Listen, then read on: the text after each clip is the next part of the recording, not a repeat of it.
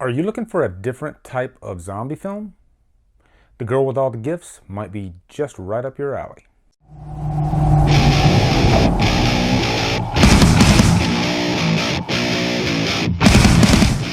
The Girl with All the Gifts stars Gemma Arterton, Glenn Close, and is directed by Colm McCarthy. What's up, guys, and welcome to my review for The Girl with All the Gifts, a new zombie film. Before I get into this, I will post my Amazon affiliate link below so you can rent The Girl with All the Gifts and see if you like it.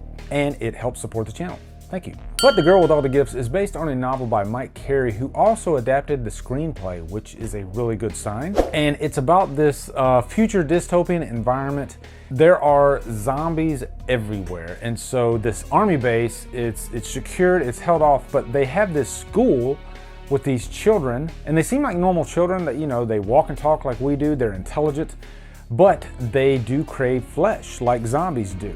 The reason for that is they are kind of a hybrid. They were born from infected mothers, and so they have been craving flesh since birth. And Helen, played by Gemma Arterton, she is a teacher. She holds class with all these students, but her main problem is she does get kind of attached to some of the students. And this is where she gets in trouble, because these are not normal students. And one of the army soldiers, he makes her aware of this. They use this cream that's kind of a sunblock for zombies. So I guess it's an anti-zombie cream or whatever.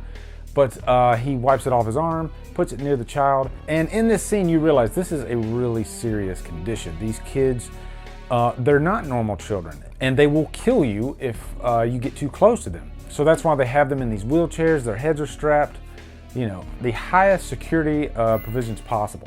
Also, I must mention Dr. Caldwell, played by Glenn Close. She is looking for the cure to this whole virus. And the main character of this movie, Melanie, she is the key to that.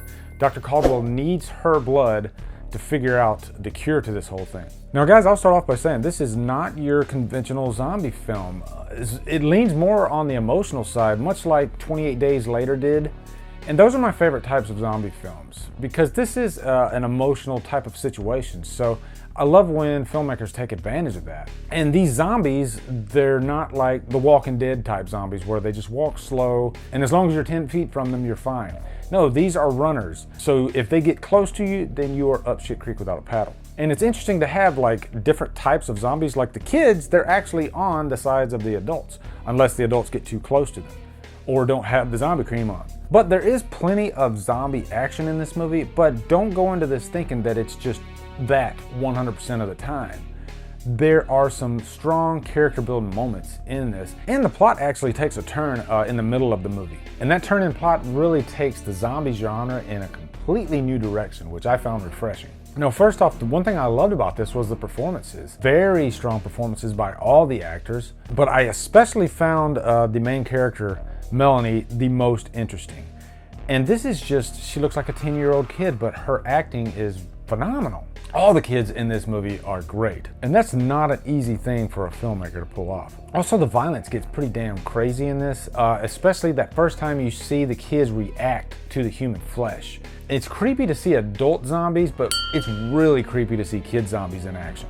Also, I loved the ending of this movie. The character Melanie, she goes through so many different character arcs throughout this thing, and it's refreshing because you never know what to expect from her, or really any of the kids, because, you know, we all know that they can turn on you in a heartbeat because they can't help it. They crave flesh. And so that plays a heavy part into the plot of this movie. Now, as far as any cons, if you're looking for just like a straight up action-packed zombie film, this is probably not the one for you. Like I said, this is much more character-based, still has some nice zombie action in it, but it's probably not my favorite zombie film. I still think the 28 Days and 28 Weeks Later movies are better. And plus, if I'm being honest, I don't know if this is one that I will watch again, so I can't quite give it a purchase worthy, but I'll definitely give it a high humdrum. Definitely worth your time if you're in the mood for kind of a cerebral zombie film. So anyway, guys, what are your thoughts on The Girl with All the Gifts? Looking forward to hearing them. Also, come over to Killer Flicks, where we talk horror all day, every day. On Fridays, we do Free For All Fridays.